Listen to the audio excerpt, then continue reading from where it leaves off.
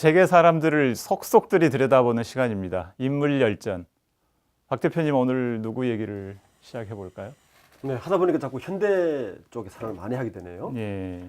오늘은 아주 이슈가 된 인물이죠. 현대제철의 등기이사 대표이사로 올라가게 된 안동일 사장, 포스코 출신의 안동일 사장에 대해서 얘기를 해보겠습니다.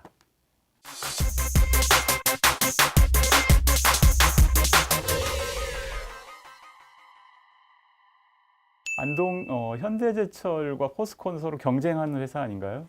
그렇죠. 이제 우리나라 이제 일관제철소, 그러니까 직접 그 용광로에서 철을 녹여서 만들 걸 우리가 일관제철소라 그러는데 제가 그래도 금속공학과 나오지 않았습니까? 아, 그래서 잘 아시는. 예. 예. 그러니까 일관제철소가 국내에는 포스코와 현대제철 두 개가 있습니다. 나머지 뭐 동국제강이라든지 뭐 대한제강, 이건 제강이거든요. 만들어진 철을 전기로 녹여서 재가공하는 게 이제 나머지 일관제철이 아니고 아니죠. 예. 직접 철광석을 녹여서 만드는 일관제철은 두 포스코와 현대제철 두 군데 있거든요. 예. 이제 현대제철은 포스코는 사람들 잘 알고요. 이제 현대제철은 그 원래 인천제철이 전신이었고 인천제철이 전신이었는데 인천제철에서 여러 개 회사를 합병하죠. 산미턱, 수광.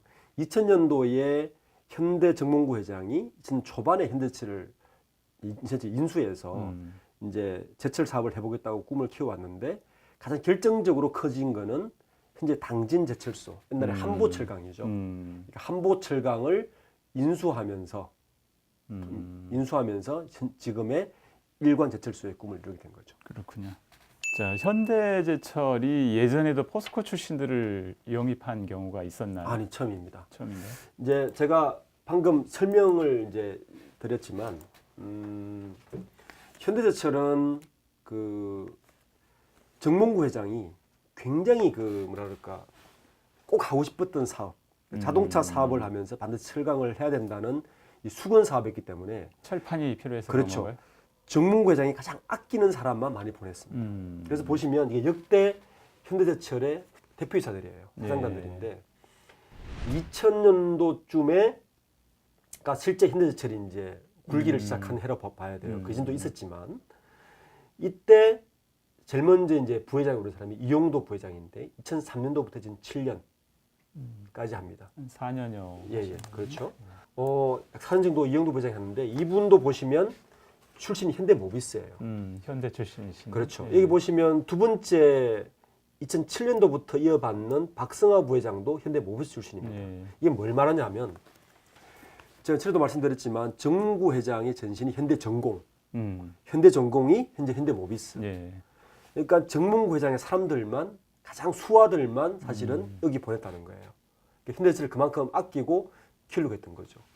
세 번째 그 우유철 부회장, 이게 정몽구 회장이 별명까지 지어줬죠. 밀크스틸이라고. 실제 별명까지 지어줬어요. 밀크스틸이라고. 성이 우신데 그냥 우유 이렇게. 예, 그렇죠. 예. 그 이분하고 이 당시 이제 지금까지는 우유철 부회장하고 요 밑에 강학서 사장이 공동 대표를 맡고 있었거든요. 그러니까 이 두 분은 어떤 일을 갖고 있냐면은 이 강학서 사장은 하이스코 출신인, 그러니까 현대제철 전신 출신인데 이 두 분이 이용도 부회장이 대표이사를 맡을 때 그때 우유철 부회장은 그 당시 한보철강을 인수하는 인수 책임자로 갔을 거예요. 그렇군요. 그리고 이 강학서 사장은 CFO로 그러니까 이 두 사람은 그때부터 같이 동동락을 했던 사람입니다. 그러니까 쭉 하다가 역시 했고, 근데 재밌는 거는 이번에 2달 전에 그 MK의 왕의 남자로 불리는 사람이 있었죠. 현대차에. 그게 바로 김용환 부회장이거든요. 이분은 실제 정몽구 회장의 기조실장을 하면서 그러니까 현대차에서 가장 핵심 측근 누구냐? 김용환 부회장입니다. 실제 우리가 기억할지 모르겠지만 최순실 박근혜 사태 때 그때 그 이노션에다가 광고를 수주하라고 줬던 사건이 있지 않습니까? 그렇죠. 그 친구한테 광고를 뭐 50억씩 이렇게 주사라고 그 심부름 역할했던 분도 바로 김용원 부회장이거든요. 그렇군요. 예. 실제 그 MK 남자라고 이제 별명이 붙어 있죠. 음. 이분을 2018년 12월 달에 그때 광고를 줬었나요? 줬죠. 광고를 네, 70억? 51억을 51억. 줬죠. 그래서 뭐 얼마 뭐 남겼다고 이렇게 저기 남았는데 김용환 부회장을 이제 정문구 회장이 굉장히 안 좋아지면서 현대차에 그 현대제철의 대표로 보냈어요. 그런데 이제 이분이 그쪽에 맡을 줄 알았는데 느닷없이 지난주에 현대차 출신도 아니고 기아차 출신도 아닌 바로 이분 안동일 사장을 사장님. 예. 김용환 부회장을 밀어내고 그러니까 단독 대표가 되신 그렇죠, 거죠. 단독 단독 대표인 대표. 지금 현대제철이 어떻게 보면 위기라고도 볼 수 있는데 그런 상황에서 안동일 사장님 영입한 이유는 뭘까요? 저는 두 가지를 보고 있습니다. 첫 예. 번째는 그 작년 겨울에 그러니까 정의선 부회장 수석 부회장 되고 나서 대대적인 인사 개편을 하죠. 예. 인사 개편을 하면서 사실은 그 당시 왕의 남자라고 불리던 이제 현대 그 자동차 그룹에 6명의 부회장이 있었거든요. 예. 김용환 부회장을 비롯해서 연구개발본부장 양웅철 부회장이라든지 권문석 부회장이라든지 그 우유철 부회장 예. 이분들이 사실은 다 그 MK의 정몽구 회장의 가신그룹이라고 읽혔죠. 예. 이분들을 다 몰아냅니다. 가신들을 일종의 이제 다 뒷방 노인으로 다 몰아내고 그리고 정몽구 회장, 그러니까 정의선 부회장의 사람으로 다 채우는데 그래서 현대제철도 그렇게 채우지 않을까 했는데 그쪽에서 채우지 않고 오히려 외부 인사를 끌어들이는 거는 예. 혁신을 지키겠다. 그렇군요. 그러니까 현대제철이 지금까지 그 왕 회장의 가장 보호를 받으면서 커왔는데 그래서 혁신이 일어나지 않았다고 판단을 하신 것 같아요. 그렇군요. 그래서 안동일 완전 외부 사람을 지금 드린 것 같습니다. 안동일 사장님이 어떤 분인지 한번 좀 볼까요? 1959년생입니다. 그러니까 원래 이제 환갑이 되는 예. 분이죠. 우리 나이로는 우리나라 환갑이 되는, 61살. 예. 네. 우선 청주고를 나왔죠. 나오셨네요. 우리가 지난번에 신학철 부회장 예, 청주고 출신. 청주 출신 1957년생입니다. 예. 그러니까 이분들이 뭐 그대로 학교를 다니셨다면 고3 때 고1 그리고 또 공교롭게도 청와대 노영민 비서실장도 예. 청주고 57년생. 57년생, 네. 2년 차이, 그러니까 2년 터울이. 그러면 뭐 옛날 사람이 많지도 않았을 테니까 예. 같이 학교를 다녔지 않나. 그럼 모를 수도 없는 사이다. 그래서 아니 그 당시에는 몰랐어도 졸업하고 나서도 알았겠죠. 뭐 동문회 같은 걸 그러니까 이 정도 통해서 지위에 있던 분들은 그렇죠. 이제 만날 수밖에 없다고 예. 이제 예측을 하는 거죠. 예, 뭐 모임이나 팩트는 동문 아닌지 모임이 있을 것 같아요. 그렇죠. 예. 그래서 노영민 비서실장이 청와대로 가고 나서 현대에서 안동일 사장을 영입했다. 저는 굳이 뭐 다 아닐 수도 있지만 인관이 있을 수도 있다라고 저는 판단을 합니다. 왜냐하면 현대차의 지금까지 그 인사 이력을 보면 특히 사회이사 이력에서 정부 고위 관료, 힘 있는 고위 관료 출신을 굉장히 많이 등용을 시키거든요. 아, 그래요. 현대차가 내수 위주의 기업이지 그렇죠. 않습니까? 그러니까 그 내수 독과점 기업이 있기 때문에 그런 면이 있고요. 어쨌든 그러니까 지금 안 사장님이 사장으로 유력하게 거론이 됐었던 분인가요, 그러면? 그렇지도 않습니다. 예. 원래는 이제 그 재계에서는 현대제철 사장은 외부에서 영입할 것이다라는 틀은 있었어요. 예. 정의선 부회장이 혁신을 위해서 할 것이 있었는데 실제 물망에 오른 분은 포스코의 김인환 사장. 왜냐하면 김인환 사장은 현재 포스코 회장이 최정우 회장이지 않습니까? 예. 그러니까 김인환 사장은 최정우 회장하고는 라인이 다르다는 설이 많았어요. 그래서 밀려났다. 그런데 김인환 사장은 박근혜 정권 때는 미운틀이 바뀌었던 분이거든요. 예. 그래서 정권이 바뀌면서 김인환 사장은 오히려 등용하지 않을까라는 예. 설이 많았는데 김인환 사장은 아니었고 오히려 이 안동일 사장이 예상을 그것도 뒤엎고. 그렇죠. 예. 그리고 이제 또 하나 재밌는 거는 최정우 사장은 부산대학교 경제학과 출신이에요. 예. 같은 부산대학교인데 안동일 사장이 여기서 물러나고 했던 것도 재밌고요. 그런데 이분을 영입한 가장 큰 이제 계기는 제가 볼 때 이분은 현장 출신이세요. 예. 철저하게 입사를 80년대 포항제철로 했고 건설로 잠깐 가 있었지만 실제로는 포항제철 포스코에서 가장 중요한 직책은 딱 두 가지입니다. 어떤 겁니까? 광양제철소 소장 그리고 포항제철소 소장이 소장. 이제 우리 군대로 이야기하면 음. 육군참모총장이죠. 예. 예. 그러니까 그 특히 이제 제철소 소장을 부를 때는 포스코는 재밌는 것 중에 하나가 몇 대를 했는지까지 붙여줘요. 그러니까 이분이 11대를 하셨고 20대 포스코 제철소 했다.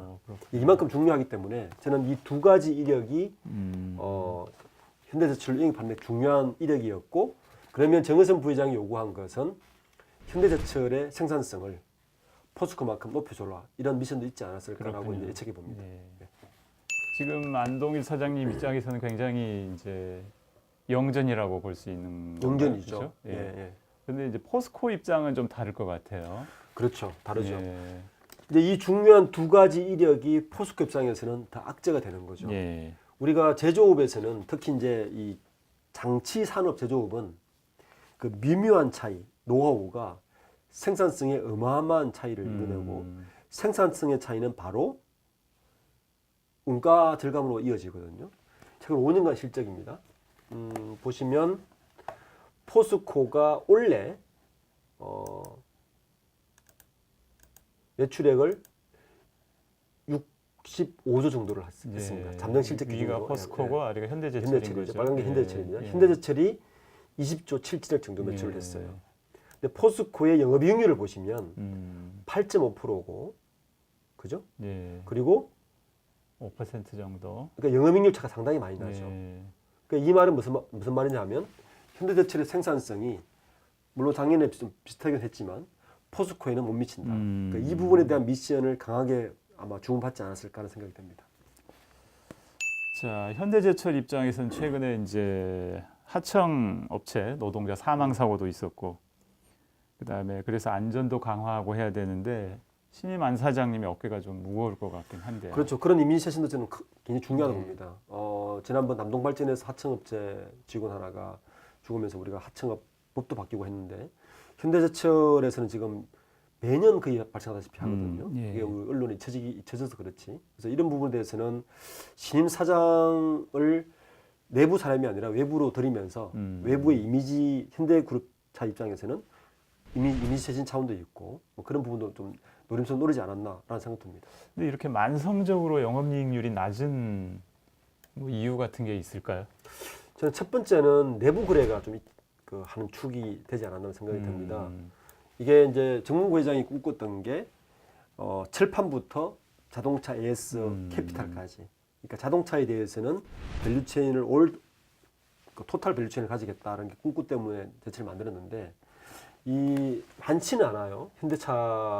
현대자동차와 그 내부 거래 실적을 보시면 18년도까지 나오지 않았고요. 17년까지 예. 내부 거래 공정거래위원 자료를 보면 한 전체 매출에서 16조 8천억에서 내부 거래는 한 2조 정도를 합니다.